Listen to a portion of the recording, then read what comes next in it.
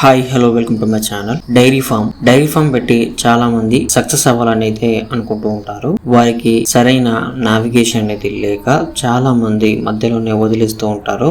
లాభాల్లో వచ్చేదానికంటే నష్టాల్లోనే ఎక్కువగా వస్తూ ఉంటుంది. ఆ టైంలో చాలా మంది ఆ ప్రొఫెషన్ వదిలిపెట్టి వేరే ప్రొఫెషన్ లోకి మారుతూ ఉంటారు. కానీ దీని గురించి పూర్తిగా తెలిసిన వాళ్ళు మాత్రం ఈ ప్రొఫెషన్ నే ఎంచుకొని అక్కడి నుంచే లక్షల్లోనే సంపాదన అనేది చేస్తూ ఉంటారు. సో ఈ రోజు మనం ఈ డైరీ ఫామ్ లో ఎలా పెట్టుబడి పెట్టాలి, దానికి సబ్సిడీ అనేది మనకు ఏ విధంగా వస్తుంది, ఎలా పొందాలి, లోన్ పొందడానికి కావాల్సిన డాక్యుమెంట్స్ ఏంటి అనే దాని గురించి ఈ వీడియోలో అయితే తెలుసుకుందాం. మీరు కనుక మన ఛానల్ కి కొత్తగా వచ్చినట్లయితే వెంటనే సబ్స్క్రైబ్ చేసుకోండి. అలాగే ఈ వీడియో ఎక్కడ నచ్చినా కూడా లైక్ చేయడం మాత్రం మర్చిపోకండి. ఇక వీడియోలోకి వెళ్దాం. డైరీ ఫామ్ ఇప్పుడు ఎక్కువగా వినిపిస్తున్నమాట.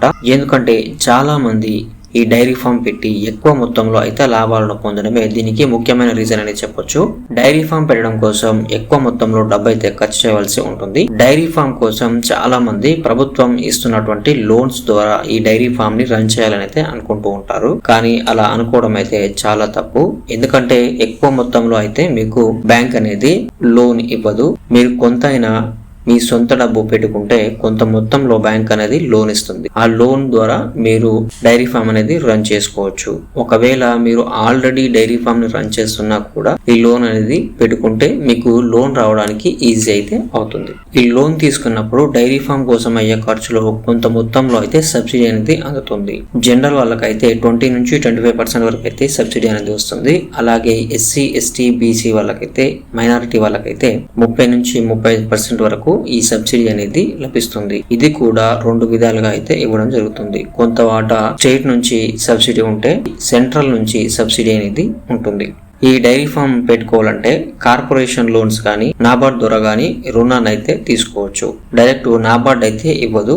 బ్యాంకు నుంచి మనం తీసుకున్నప్పుడు నాబార్డ్ కు ఇవి సబ్సిడీ కోసం ట్రాన్స్ఫర్ చేస్తూ ఉంటాయి. ఒకవేళ నాబార్డ్ నుంచి కాకుండా కొత్తగా PMEGP ద్వారా కూడా మీరు ఈ సబ్సిడీ అనేది తీసుకోవచ్చు.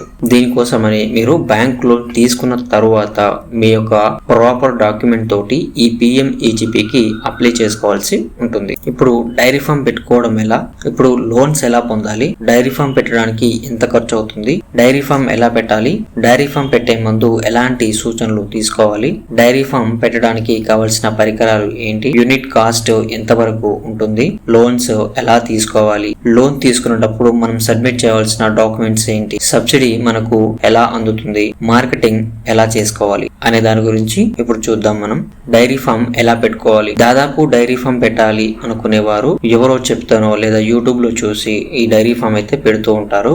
ఎందుకంటే thumbnails లలో మీకు లక్షల్లో ఆదాయం వస్తుందని ఎక్కువగా చూపుతూ ఉంటారు. కాబట్టి యూట్యూబ్ లో చూసి ఎవరో చెప్తానో ఈ డైరీ ఫామ్ అనేది పెడుతూ ఉంటారు. అలా కాకుండా మీరేం చేయాలంటే, మీరు ఒకవేళ డైరీ ఫామ్ ని రన్ చేయాలి అని అనుకున్నప్పుడు 1 నెల లేదా 3 నెలల వరకు మీ దగ్గరలో ఉన్నటువంటి డైరీ ఫామ్ లో పనిచేసి ఆ తర్వాత మీరు పెట్టుకుంటే బెటర్. ఎందుకంటే మీకు ప్రాపర్ గా దాని గురించి ఇన్ఫర్మేషన్ అనేది తెలియదు. కాబట్టి ఒక దగ్గర అంటే మీరు ఏ ప్రొఫెషన్ అయితే ఎంచుకుంటున్నారో ఆ ప్రొఫెషన్ లోకి వెళ్ళి దానికి లోటుపాట్లు మీరు చూసుకున్నట్టయితే బెటర్. ఎందుకంటే మీకు నష్టాలు ఎలా ఉంటాయి తెలుస్తుంది, ఏ విధంగా వ్యాపారాన్ని పెంచుకోవాలి అనేది కూడా తెలుస్తుంది. కాబట్టి మీరు ఒకసారి మీ దగ్గరలో ఉన్నటువంటి డైరీ ఫామ్ కు వెళ్ళి అక్కడ నుంచి ఏం చేస్తున్నారు, ఎలా చేస్తున్నారు, ఎందుకు చేయాలి అనేది పూర్తిగా మీరు తెలుసుకున్న తర్వాత మాత్రమే మీరు డైరీ ఫామ్ పెడితే లక్షల్లో ఆదాయాన్ని అయితే పొందవచ్చు. ఒకవేళ మీకు ఎలాంటి నాలెడ్జ్ లేకుండా డైరెక్ట్ గా మీరు డైరీ ఫామ్ ని రన్ చేస్తే దాంట్లో వచ్చే నష్టాలను మీరు ఎదుర్కోలేరు. కాబట్టి మీరు డైరీ ఫామ్ పెట్టాలి అనుకున్నప్పుడు మీ దగ్గరలో ఉన్నటువంటి డైరీ ఫామ్ కు వెళ్ళి ఖచ్చితంగా ఒక 3 months వరకు అయితే వర్క్ చేయండి.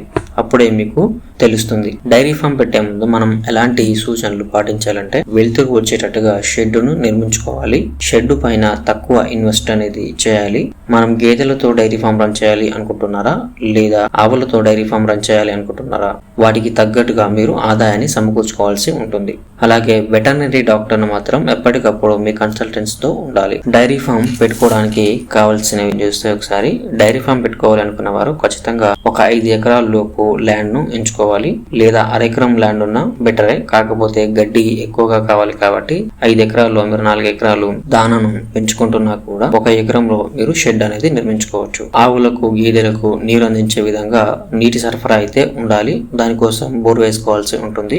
గేదెలను ఎంచుకునేటప్పుడు జాగ్రత్త అయితే వహించాలి. వెలుతురు వచ్చే విధంగా వాటికి ఎండ తాకే విధంగా షెడ్ అయితే నిర్మించుకోవాలి. ఆవులకు గేదెలకు గడ్డి బలం కాబట్టి గడ్డిని ఎక్కువగా షాప్ కటర్ ద్వారా కట్ చేసి ఇస్తే వాటికి ఫీడింగ్ అనేది ఎక్కువగా ఉంటుంది. గేదెలకు గాని ఆవులకు గాని మొదటగా గడ్డి కావాలి కాబట్టి మనం డైరీ ఫామ్ పెట్టాలి అనుకునే 3 నెలల ముందే 4 ఎకరాలకు గడ్డి అయితే పెంచుకోవాల్సి ఉంటుంది. ఇక డైరీ ఫామ్ కి సంబంధించి యూనిట్ కాస్ట్ ఎంత వరకు ఉంటుంది? మామూలుగా డైరీ ఫామ్ రన్ చేయాలి అనుకుంటే ఒక్కో గేదెకు ఆవుకో 1,50,000 చొప్పున అయితే ఖర్చు అవ్వడం జరుగుతుంది. ఇక్కడ మీరు షెడ్ కి తక్కువ ఖర్చు పెట్టి బిజినెస్ చేయబోయే వాటి మీద ఎక్కువగా ఖర్చు పెడితే మీకు ఆదాయం అనేది ఎక్కువగా రావడానికి వీలుంటుంది. ఆవుల పైన తక్కువ ఖర్చు పెట్టి షెడ్ పైన ఎక్కువ ఖర్చు పెడితే మీరు నష్టాల్లోకి వెళ్లే అవకాశాలు ఎక్కువగా ఉంటాయి. ఈ యూనిట్ దాదాపు 5 లక్షల నుంచి 10 లక్షల మధ్య అయితే ఉంటుంది. లోన్ ఎలా తీసుకోవాలి?